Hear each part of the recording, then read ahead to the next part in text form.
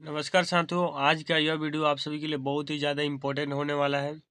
साथियों, आपके केमिस्ट्री में जो साथियों 5 अंक के प्रश्न भी पूछे जाते हैं, जो 5 अंक के प्रश्नों की कुल संख्या रहती है साथियों 6 रहती है, जिनमें से आपको 3 जो साथियों 5 अंक के प्रश्न बनाने होते हैं।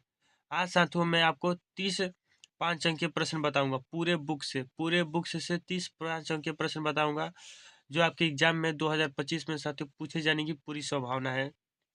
और इन प्रश्नों को साथियों आपको ज़्यादा से ज़्यादा प्रैक्टिस कर लेना है, और इसका भी हम आपको सॉल्यूशन भी देंगे साथियों। सॉल्यूशन कहाँ देंगे?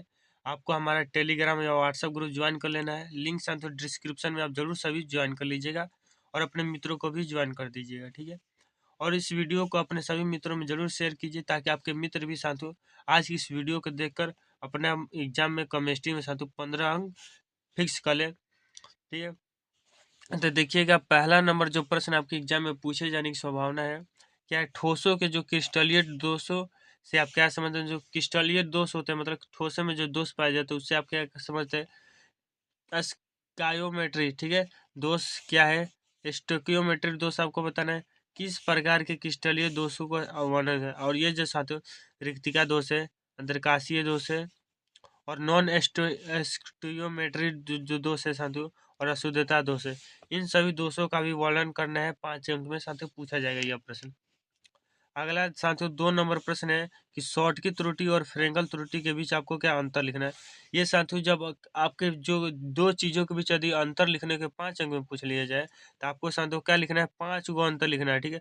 5 गो से कम लिखिएगा, 5 नंबर में 5 नहीं मिल पाएगा, ठीक है। 3 नंबर प्रश्न है साथियों, क्रिस्टलीय और अक्रिस्टलीय ठोसों से आप क्या समझते हैं? गुणों के आधार पर इनमें क्या अंतर लिखना है, मतलब विभेद करना है, मतलब अंतर इसमें भी लिखना है। आगे 4 नंबर प्रश्न साथियों की परिभाषा आपको देना है कि प्राशन दाब, प्राशन क्या होता है और प्राशन दाब क्या होता है साथियों। और सिद्ध का करना है कि प्राशन दाब एक अणुसंख्या गुणधर्म है। प्राशन दाब एक अणुसंख्या गुणधर्म कैसे है, इसको हमें सिद्ध करके दिखाना है। आगे 5 नंबर प्रश्न जो आपके एग्जाम में पूछा जाएगा, हिमांक का अवनमन से आप क्या समझते हैं साथियों, आपको बताना है हिमांक का अवनमन क्या होता है, इसका सूत्र भी आपको स्थापित कर देना होगा। आगे हिमांक अवनमन के लिए राउल्ट नियम लिखे, मतलब राउल्ट के नियम को भी आपको वर्णन करना पड़ेगा। किसी अवाष्पशील अविलय अवैधुत अपघट्य विलय को मोलर द्रव्यमान ज्ञात करने के लिए किस प्रकार, मतलब मोलर द्रव्यमान ज्ञात करने के लिए वही साथियों हिमांक अवनमन का आपको सूत्र स्थापित कर देना है चुपचाप, ठीक है। 6 नंबर प्रश्न जो आपके एग्जाम में पूछे जाने की संभावना है साथियों, क्वथनांक उन्नयन से आप क्या समझते हैं? ओके। और राउल्ट नियम का क्या उल्लेख करना है साथियों? राउल्ट नियम का आपको उल्लेख कर देना है, तो क्वथनांक उन्नयन और राउल्ट नियम के बारे में बताना होगा। 7 नंबर प्रश्न जो पूछा जाएगा कि विद्युत रासायनिक सेल क्या है। एक विद्युत रासायनिक सेल का साथियों क्या करना है? बनावट का वर्णन कर देना है आप सभी को। 8 नंबर प्रश्न है कि ईंधन सेल से आप क्या समझते हैं? हाइड्रोजन ऑक्सीजन ईंधन सेल के इलेक्ट्रोड विभव को लिखें, मतलब ईंधन सेल क्या होता है उसके बारे में बताना है। और जो हाइड्रोजन ऑक्सीजन ईंधन सेल होता है साथियों, इसके इसके इलेक्ट्रोड विभव के बारे में हमें क्या लिखना है, जानकारी देना है। आगे 9 नंबर प्रश्न जो आपके एग्जाम में पूछा जा सकता है साथियों, क्या है कि विद्युत अपघट्य के फैराडे प्रथम नियम आपको लिखना है, मतलब फैराडे का प्रथम नियम क्या होता है, और विद्युत अपघट्य के फैराडे के द्वितीय नियम, मतलब प्रथम और द्वितीय नियम दोनों को लिखना होगा। और वैद्युत अपघट्य का उपयोग कहाँ किया जाता है आपको लिख देना होगा, ठीक है। इतना लिख दीजिएगा, आपको पूरे 5 अंक एग्जाम में दे दिया जाएगा, ठीक है। अब देखिएगा आगे जो प्रश्न है, आगे 10 नंबर क्या प्रश्न है कि अभिक्रिया के वेग पर ताप का किस प्रकार प्रभाव पड़ता है, मतलब अभिक्रिया के वेग पर ताप का क्या प्रभाव पड़ता है, और आर्हेनियस समीकरण को भी आपको बताना है। अगला, प्रथम कोटि की अभिक्रिया के लिए साथियों आपको वेग स्थिरांक का आपको व्यंजक स्थापित करना, मैंने प्रथम कोटि की अभिक्रिया के लिए वेग स्थिरांक का व्यंजक क्या होता है। 12 नंबर प्रश्न है कि प्रथम कोटि की अभिक्रिया के लिए आपको अर्ध जीवन काल को बताना होगा, और तथा अर्ध जीवन काल के लिए औसत जीवन काल के साथियों संबंध को भी स्थापित कर देना है, ठीक है। संबंध को भी स्थापित कर देना है, चिंता नहीं करना है साथियों, इसका भी आपको सॉल्यूशन दिया जाएगा। 13 नंबर प्रश्न है कि अभिक्रिया की आणविकता कोटि को समझाएं तथा अंतर स्पष्ट करना है। 14 नंबर प्रश्न लायोफिलिक तथा लायोफोबिक सॉल्व में क्या करना है, आपको अंतर लिखना है। 15 नंबर प्रश्न साथियों, टिंडल प्रभाव क्या है। टिंडल प्रभाव के बारे में यदि आपको 5 अंक में पूछ लिए तो आपको जितना याद है टिंडल प्रभाव के बारे में सब आपको लिख देना होगा। 16 नंबर प्रश्न पूछा जाएगा कि कॉल राउस का नियम साथियों लिखना है, और इसके लिए एक अनुप्रयोग का उदाहरण भी आपको दे दे, मतलब इसका उदाहरण भी एक दे दीजिएगा, मिल जाएगा पूरे 5 अंक। ठीक, अब देखिएगा साथियों 17 नंबर क्या प्रश्न है। 17 नंबर प्रश्न है कि द्वितीयक सेल क्या है और शीशा संचायक सेल को समझाए। मतलब द्वितीय सेल के बारे में बता देना और शीशा संचायक सेल के बारे में भी वर्णन करना होगा।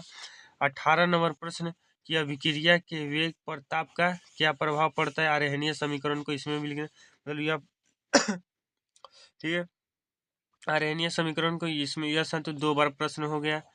आगे 19 नंबर प्रश्न है साथियों कि अभिक्रिया की कोटि से आप क्या समझते हैं। शून्य कोटि की अभिक्रिया के लिए वेग स्थिरांक का आपको मान कहते हैं। देखिए शून्य कोटि की अभिक्रिया और प्रथम कोटि की अभिक्रिया दोनों के लिए आपको वेग स्थिरांक का मान का ज्ञात करके सिद्ध कर लेना है। 20 नंबर प्रश्न की भौतिक अधिशोषण और रासायनिक अधिशोषण में आपको अंतर लिखना सीख लेना है। आगे 21 नंबर प्रश्न है कि ठोसों द्वारा गैसों के अधिशोषण पर दाब तथा ताप का प्रभाव की विवेचना, मतलब जब ठोस जो होता है साथियों गैसों का अधिशोषण करते हैं तो उन पर साथियों दाब और ताप का क्या प्रभाव पड़ता है ये बताना होगा।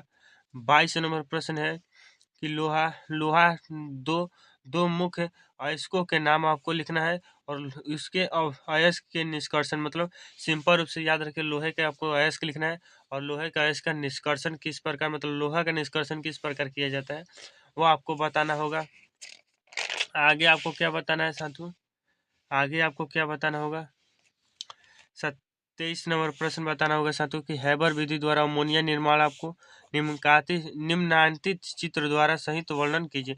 मतलब अमोनिया के साथियों निर्माण में जो साथियों चित्र बनता है उस चित्र को भी आपको बताना होगा, और इसका साथियों विक्रिया कॉपर सल्फेट के विलयन पर अमोनिया की क्रिया, मतलब विक्रिया आपको दिखाना है। आगे 24 नंबर प्रश्न जो पूछा जाएगा एग्जाम में साथियों कि संपर्क विधि द्वारा सल्फ्यूरिक अम्ल के निर्माण का सचित्र वर्णन करना है, और अभिक्रिया के समीकरण को अभी देना है, अभिक्रिया के समीकरण को भी आपको देना है। 25 नंबर प्रश्न साथियों कि वर्नर का जो सिद्धांत है साथियों, जो संयोजकता के संबंध में जो वर्नर ने सिद्धांत दिया था उपसर्ग संयोजक योगी के संबंध में, उसको साथियों आपको बताना होगा। 26 नंबर प्रश्न साथियों अमोनिया के नाइट्रिक अम्ल के निर्माण की विधि, मतलब अमोनिया से नाइट्रिक अम्ल कैसे बनाया जाता है उस विधि के बारे में वर्णन करना है।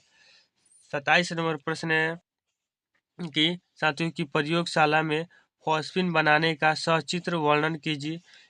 इसकी नाइट्रिक अम्ल के द्वारा इसकी, मतलब फॉस्फिन अम्ल साथियों, फॉस्फिन अम्ल प्रयोगशाला में कैसे बनाया जाए तो उसके बारे में बताना होगा, और इसकी नाइट्रिक अम्ल के साथ अभिक्रिया रासायनिक समीकरण द्वारा व्यक्त की, मतलब और जो नाइट्रिक अम्ल है साथियों इसकी अभिक्रिया किसके द्वारा, इसकी जो होते हैं फॉस्फिन की अभिक्रिया नाइट्रिक अम्ल के साथ करानी है, और फॉस्फिन का एक प्रमुख उपयोग भी हमें बताना हो। ठीक है, इतना साथियों जो हमने 30 कहा था लेकिन 27 ही है, यानी साथियों ये 27 ही बहुत ज़्यादा इंपॉर्टेंट है। कहीं आप इनऑर्गेनिक से नहीं पूछे, बताइए इनऑर्गेनिक से उतना प्रश्न नहीं पूछा जाता है। ठीक है, आपको इनऑर्गेनिक के लिए हम साथियों क्या कर रहे हैं कि एक आपको साथियों वीडियो लाएंगे जिसमें इम्पोर्टेंट जो रिएक्शन है, जो भी इम्पोर्टेंट रिएक्शन है उस रिएक्शन को कराएंगे। ठीक है साथियों, एक वीडियो में साथियों आपको जो कन्वर्जन है उसको हम बता देंगे। ठीक है, तो मेरा प्लान कैसा लगा, आपको प्लान अच्छा लगे तो साथियों वीडियो को लाइक करना है, और वीडियो को अपने सभी मित्रों में जरूर शेयर कीजिए साथियों, आपसे नम्र निवेदन है।